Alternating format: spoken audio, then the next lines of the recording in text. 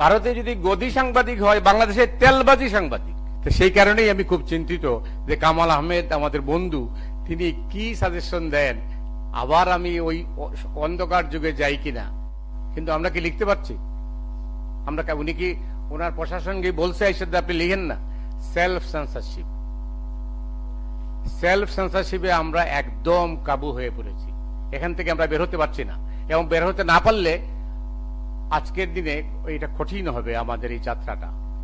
আর আমি মনে করি এখানে আলোচনা করে কোনো লাভ নাই। এখানে আপনারা সবাই যার যার মতো বলবো, সত্য বলবো না, মিথ্যা কথাই বলে যাব। বরং জিল্লুর রহমানকে, সিজিএস কে আমি রিকোয়েস্ট করবো, আপনি পল্টনে করেন অথবা সোহরাওয়ার্দীতে করেন, প্রেস ক্লাবের সামনে করেন, সাধারণ মানুষ কি বলে সাংবাদিক সম্পর্কে ওইটা বলেন। ভারতে যদি গদি সাংবাদিক হয়, বাংলাদেশে তেলবাজি সাংবাদিক, এই ডেফিনেশন হওয়া উচিত। আমাদের আত্মসমালোচনা করা উচিত। পত্রিকার অফিসের সামনে থেকে গরু জবাই হয়। এই দেশে আমরা বাস করি, কি সাংবাদিকতা আমরা করবো?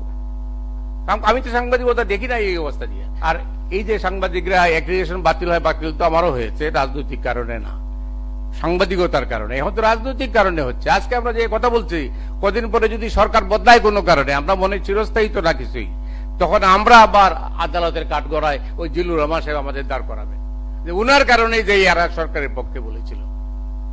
আমার মনে হয় সরকার ভালো কাজ করে, সরকারকে প্রশংসা করে, কিন্তু খারাপ কাজ করতে এটা বলতে অসুবিধাটা কোথায়? আমি তো কোনো অসুবিধা দেখি না, কিন্তু আমরা নিজেরাই এই খবরটা দিচ্ছি না।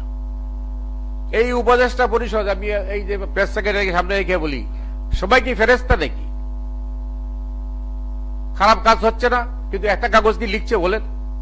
আপনি লেখার চেষ্টা করেন, তাই পরের দিনই সাংবাদিকরা বলবে দেখছেন আপনাদের বিরুদ্ধে লিখে দিচ্ছে, উপদেষ্টারা বলবে না।